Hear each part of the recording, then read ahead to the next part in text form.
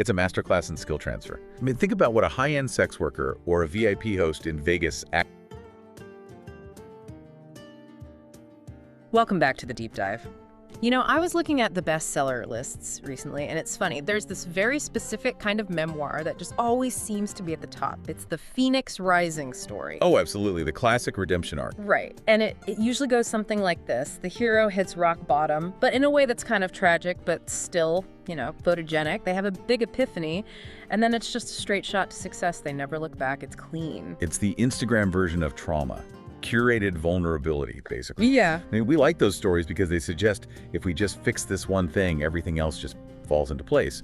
But actual psychological resilience, that's usually much, much messier. And that is exactly why we're digging into today's focus. We are looking at, stripped down, the resilience of Bunnie Xo. Now, if you know the name, you probably know her as the host of the massive Dumb Blonde podcast, or, you know, from her social media where she looks absolutely flawless. But this book is not flawless. And that's the point. It's a huge compliment. It really is. It's a fascinating case study because Bunnie Xo, that she was Berenice DeFord, she doesn't just show you the after photo. She drags you through the before and the very complicated during. Yeah. We're talking about a path from this chaotic, abusive childhood in Las Vegas through the really gritty reality of sex work and addiction, and then somehow to building a media empire.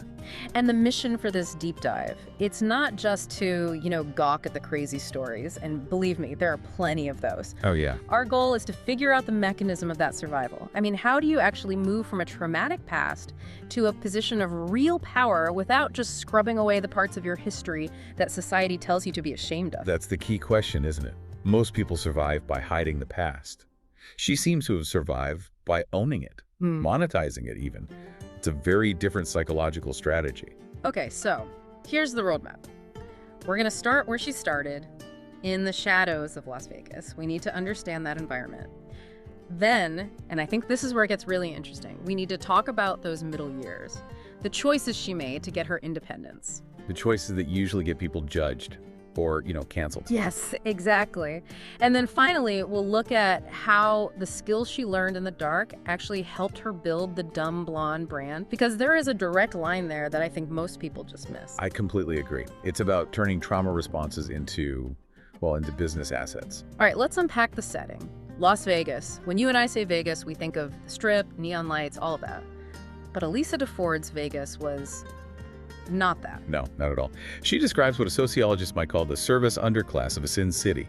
You're growing up in the shadow of all this insane wealth and excess, but at home you're experiencing just severe instability. The book details a childhood filled with abuse, alcoholism, and just a revolving door of unsafe people. It's not just, I had a rough childhood. She describes situations of just real danger, being kicked out, living in cars, dealing with addiction at a very young age. And we have to pause on the psychology of that. When a child grows up with that level of unpredictability, what we often call complex trauma, it literally rewires the brain. You become hypervigilant. You learn to read micro expressions because, you know, knowing if an adult is angry could be the difference between safety and danger. It's a survival skill. It absolutely is. And it's so important to remember this for later in her story. She wasn't just wild. She was adapting to an ecosystem where the adults had completely failed her. She learned pretty early on that the only person she could really rely on was herself. One thing that just struck me about her writing style, and honestly it's throughout the whole book, is the humor. I mean, she's describing these objectively horrific things, but she's cracking jokes, she's pointing out how absurd it all was. Is that just a coping mechanism? It's more than just coping. It's what we call cognitive reframing. If she wrote this purely as a tragedy, it would be suffocating for the reader and probably for her to relive. But by using this self-aware humor, as she calls it, she creates a buffer. It lets her look at the trauma without being totally consumed by it. It feels like she's inviting you to laugh with her, not at her. You know, like, can you believe this happened, instead of pity me? Precisely. It shifts the power dynamic. If I tell you a sad story, I'm the victim, you're the savior. If I tell you a crazy, funny, dark story about my survival, well, now I'm the protagonist. It's a very subtle but huge shift in agency. That idea of agency, that brings us to the most controversial part of the book. And honestly, the part that I think requires the most nuance. The transition from Elisa the struggling kid to the woman navigating the nightlife and sex work industry. This is the pivot point. In a sort of traditional moralistic story, this is where the character would be considered lost. But in her memoir, she frames this period so differently. She doesn't frame it as falling at all. She frames it as climbing in a weird way. In a way, yeah. You have to look at the economics of her situation. She had no safety net, zero family money, no college degree. From that position, society gives you very few paths to financial independence that are fast enough to get you out of immediate danger. She looked at her options and saw that the nightlife industry offered one thing nothing else did: quick capital. So it was a rational choice. It was a survival strategy. It was based on the resources she actually had available. Now, the book doesn't romanticize it at all. She's very clear about the danger, the exhaustion, the, quote, work that many would judge. But she reframes it. It's her path to independence. I think a lot of people hearing that might struggle with it. We're sort of taught that certain jobs strip you of dignity, but she seems to be arguing that relying on, say, an abusive partner strips you of way more dignity than dancing ever could. That is the core argument. It's about autonomy. She basically made a trade. She traded social standing because she knew people would judge her for financial autonomy. And for someone who had been powerless their whole life, money wasn't just for buying stuff. Money was a wall she could build between herself and the people who wanted to hurt her. Wow. Money as a wall. Yeah. A really powerful way to put it. But okay, let's talk about the toll that takes. You can't just flip a switch and do that work without it having an impact. How did she handle that? And this is where we see a classic psychological defense mechanism, compartmentalization. The book actually describes the creation of the Bunnie persona long before she was ever famous. She had to separate her core self, Elisa, from the product she was selling in the clubs. So Bunnie was armor. Bunnie was the shield, and Elisa was the person hiding behind it. The problem is, and she's surprisingly honest about this, that armor starts to get really heavy. You start to lose track of where the persona ends and the person begins. That's where the addiction issues she talks about really come in. It wasn't just partying. It was about numbing the friction between those two identities. And yet she navigated out of it. And this is the connection I really want to make, because I think it's the genius of her entire career. She didn't just leave that life behind and then pretend it never happened. She uses the skills from back then in her job now as a podcast host. I'm so glad you brought that up. It's a masterclass in skill transfer. I mean, think about what a high-end sex worker or a VIP host in Vegas actually does. Well, on the surface, they party, they look good. That's the surface. But the work is emotional intelligence on steroids. You have to walk into a room, instantly read the power dynamics, figure out who have the money, who has the ego, who's dangerous, and who's insecure. You have to be a chameleon. You have to make people feel seen, feel heard, so that they open up and open their wallets. Oh, wow. You just literally described the job of a podcast host. Exactly. When you listen to Dumb Blonde and you hear her getting these huge celebrities or these, hardened figures to just crack open and cry or tell secrets, that is not an accident. That is muscle memory from years spent navigating the most complex social environment on the planet. She knows how to soothe an ego, and she knows how to spot a liar. It's almost like she got a PhD in human psychology, but her classroom was the VIP room. And that's why her interview style feels so different from, say, a trained journalist. A journalist asks questions from a notepad. She asks questions from her gut, from reading the energy of the person across from her. You cannot learn that skill in a school. Which brings us to the branding. Dumb Blonde Productions. Such a deliberate choice. I mean, she could have called it anything. Phoenix Productions, Resilience Media. But she chose Dumb Blonde. Why? This is a textbook example of what sociologists call stigma reversal, or reclaiming the narrative. Unpack that for us. Well, throughout her life, and I'm sure in the comment section on her social media, Dumb Blonde is the label people use to dismiss her. It's a way of saying, you're pretty, but you have no value, you're plastic. By taking that slur and putting it on the letterhead of her own company, she completely disarms her critics. It's a preemptive strike.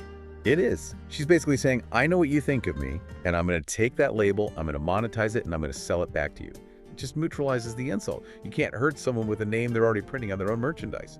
It's also a bit of a trap, right? If you underestimate her because of the name, you've already lost. 100%. And I think she really enjoys being underestimated. In business, being underestimated is a massive strategic advantage. While everyone else is busy rolling their eyes, She's signing the contracts. So we've talked about the hustle, the trauma, the branding, but the book really lands on a philosophy that I found pretty moving, actually. It's her definition of redemption. Because, let's be honest, in the public eye, redemption usually just means apologizing over and over until people like you again. Right, that's the external model of redemption. It's performative. It's basically begging for forgiveness from a society that loves to judge you. Bunnie Xo's book. It rejects that completely. She doesn't apologize. She apologizes to herself, maybe, but not to the crowd. The book makes it clear her redemption is internal. It comes from what she calls facing your past, unflinchingly. Unflinchingly. That's a tough word. What does that actually look like in practice? It means looking at the addiction, at the bad choices, at the moments where maybe she was the villain in someone else's story, and not making excuses. It's not saying I was a victim, so it's okay. It's saying this is what happened, this is who I was, and I accept her. And that acceptance leads to what? Empathy. This is the alchemy of the book. She takes all of that shame and she converts it into empathy. Because she has been at the absolute bottom, she can sit across from anyone, a struggling addict, a porn star, a canceled celebrity, and just look them in the eye without a shred of judgment. And that's the secret sauce of her success, isn't it? People can smell judgment a mile away, but if you are truly unshockable, But you become a safe harbor. And that's what Dumb Blonde Productions has become for so many of her guests. It's a place where you can be messy, because the host is the queen of mess. the book mentions that it's supposed to encourage readers who are stuck in cycles, addiction cycles, bad relationship cycles. And the encouragement isn't just be positive. The encouragement is stop hiding. The book's argument is that the energy you spend hiding your skeletons is energy you are stealing from your own future. That is such a critical point. I mean, I think about how much mental bandwidth we all spend trying to curate our lives. Even if you're not an ex-Vegas party girl, we edit our stories for our partners, our bosses, Well, our parents. We all do. We present this polished avatar. But the problem with the avatar is that it can't make real connections. People connect with cracks. They connect with vulnerability. If you present a perfect surface, people just slide right off of you. Bunnie X is covered in cracks, scars, tattoos, past trauma, and that texture is what lets people hold on. It really challenges the whole idea that we have to be healed before we can be successful. Oh, completely. The myth of healing is that you reach some finish line where you're suddenly this brand new, perfect person. This book suggests that healing is integration. It's not cutting off the bad parts of you. It's inviting them to the table and saying, okay, you're a part of me too. Now let's get to work. Integration, I love that. It means Elisa DeFord and Bunnie X are finally on the same team. Exactly. And when you get your past self and your present self on the same team, you become incredibly powerful. You're not fighting a civil war in your own head anymore. Before we wrap up, what's the so what for our listener? Let's say someone is listening and they're not a media mogul, they haven't lived this life. Maybe they're just stuck. What's the takeaway tool from her story? The tool is radical ownership of your narrative. If there's a part of your life you're ashamed of, maybe you failed a business, you went through a bad divorce, you have a gap on your resume because of mental health, stop trying to hide it. Lean into it. Reframe it. Ask yourself, what did I learn in the dark that I could never have learned in the light? Maybe that failure made you more cautious in a good way. Maybe that gap year made you more empathetic. Find the asset in the trauma, because once you find the asset, the shame it starts to evaporate. That's the shift from I am broken to I am experienced. Correct. And experience is valuable. Brokenness is a liability. It's all in how you tell the story to yourself. It really makes you rethink that polished start to finish story we talked about at the beginning. We crave it, but it doesn't actually teach us anything. No. The polished story is a fairy tale. The messy story is a map. And I think we could all use more maps. Well, we have certainly covered a lot of ground today, from the shadows of Vegas to the psychology of branding and the power of integration. It's been a ride. And if I can leave you with one final thought to mull over, we spent a lot of time talking about how Bunnie Xo found power by refusing to polish her story. So here's the question for you. Are you currently exhausting yourself trying to polish a chapter of your life that would actually serve you better if you just told the truth about it? That's the question. Are you hiding your greatest asset just because it looks a little messy? Something to think about. Thank you so much for joining us on this deep dive. Always a pleasure. We'll see you next time. Stay curious. Grab Stripped Down by Bunnie Xo now on sale. $22.95. Don't miss this chance. and build good habit and achieve remarkable results. Buy now, today.